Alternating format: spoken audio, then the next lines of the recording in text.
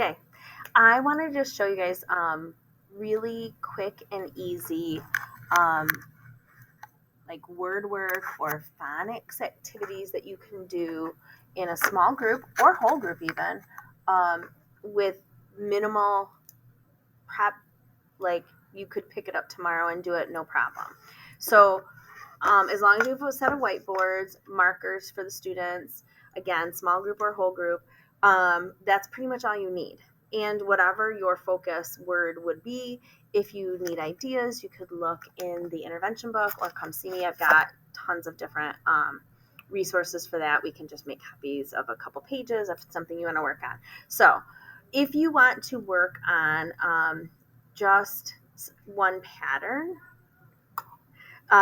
here's how I would do it. Whiteboard, I always have the students divide the whiteboard into 4 boxes. For younger students, it's a great review of divided in half again. How many parts do you have? You have fourths, by the way. Just a little extra zing of math thrown in there. And then here's how I would do it. So I'm going to use words with short vowel patterns, and then I'll go into some other ideas in a minute. So box number 1, you say the word. Box number 1, I want you to write the word rest, rest, rest, and then they should be writing it in their box as well. Then check in. Are they getting all of the sounds? Do they have it? If they have an A instead of an E, then that's the time to prompt with, does it say A like apple or like elbow? That's their kind of hint, and then they should fix that. Great job, and then you can move on. Box number 2 is the word barb. Barb. That one's a little tricky because I threw an R controlled vowel in there. Again, it depends on whatever pattern you're looking at. So then you're looking for, did they get that in there? Box number 3 is the word fern. Fern, another R control vowel. Although that one is a little bit easier because you can hear the a little bit more. Fern. You're double checking. And then box number 4, I always say, is the super bonus challenge box. So I would add in another skill. So if these are all 1-syllable words, I add in a 2-syllable or 3-syllable word, something like lantern or charming, parchment, something that pulls together a lot of skills in one. So let's do lantern. So lantern is the word. How many syllables do you hear? Wow, that's a lot of syllables. For every syllable, what should I see again? Oh, right. Every syllable has a vowel. So lantern is the word. And then again, you're double checking to see if they have a in the first syllable and that er in the second syllable. Now, this alone is a great activity. You can keep it at that, have them erase the words and move on and keep practicing that same skill. You can add some other skills into this activity in a snap. If you need to work on phonemic awareness, for example, students who are in 3rd grade who don't have some of those basic rhyming pattern things or are able to break apart sounds that are found in words, you could do something like this. Circle the word that rhymes with carb. Circle the word that rhymes with carb, right? Carb, barb, they're circling. You're double checking.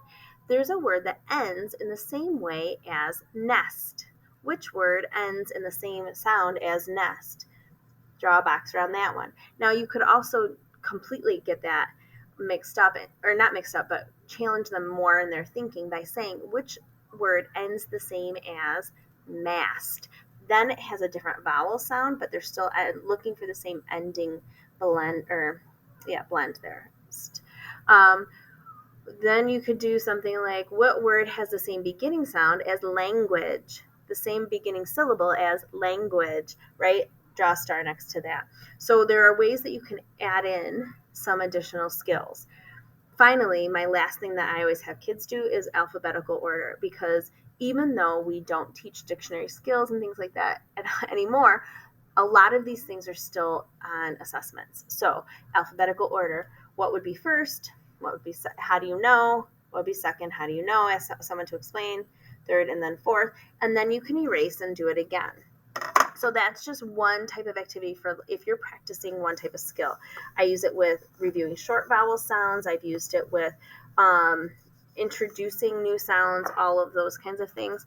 The book that this comes from teaches how to teach syllables and how to teach beginning and ending sounds and all of that kind of thing. Now, if you're going to do syllables, you set it up the same way, 4 boxes, but then you start like this. So I'm going to teach you how to write 2-syllable words. Now, the real word is encode, but you're going to tell them right. So the word is upset. First syllable, up. Second syllable, set. So they write the first syllable on the first line, second syllable on the second line. And again, you're double checking to see, are they getting that medial vowel sound correct? Up. How do you spell that? Ask someone to spell it out. Second syllable, then put it together underneath. Box number 2, the word is cabin, cabin. So for how many syllables? Cabin, 2. For every syllable, I should see, write a vowel. A-b-in. If you see this with a K, that's a great discussion point of, yes, there is another letter that makes a sound, and it is a K, but in this case, does that look right? Most of the time by this point, they've seen enough stories that wouldn't look right, and they should erase and correct it. If they don't notice it doesn't look right, then go ahead and prompt them to do that, cabin, and then you could keep going. Then again, you could do alphabetical order when you're all done. Now, some of the students need something totally different. Let's say you want to review word patterns for vowel patterns, right? How do you know when to use AI? How do you know when to use A magic E? How do you know when to use A with a Y? So I would have them set up their board this way. And then you're going to get your word pattern, your word list, however you're going to determine it. All right, your first word is chain, chain. Where would we put that word chain? Well, if someone puts it here, does that look right? Is the one question, right, you could ask. Always try and find the student that has it in the correct spot and ask them how they know that looks right or how that goes there. When 2 vowels are walking, the first one does the talking and it says its own name, underline the vowel pair. So they have an extra visual of underlining, right? Then you could go to Ray. Oh, okay. So once you've written several words, then let's see. Sorry.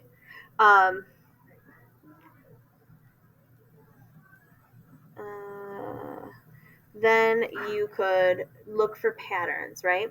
So the pattern is, if it ends with the A sound, it's going to be AY. If it ends with if it ends with a consonant sound, it's most likely going to be AI, unless it doesn't look right. And then but again, they should be starting to do that. Upper grades could be doing multi-syllable words here. Also, it doesn't have to be just single syllable words. You can do cutaway, display, right? Inflame, decorate. There are ways to incorporate it into being upper level thinking, right? Brainstorm, prevail are AI words. So you can find words that are at their level, upper level, but you're still having them sort and look for those patterns. But again, I was just looking for a quick and easy. How could you incorporate this in a small group? This could be small group work right here. I would start by teaching words with the AI pattern, teaching words with the A with the magic E, teaching words with the A and Y, if this is something you've deemed that they are missing, right? EE, you could do the same thing. There aren't very many with E in the E magic E pattern. But anyway, quick, simple, no prep, do it tomorrow, easy to do kinds of things. That's what I'm trying to give you.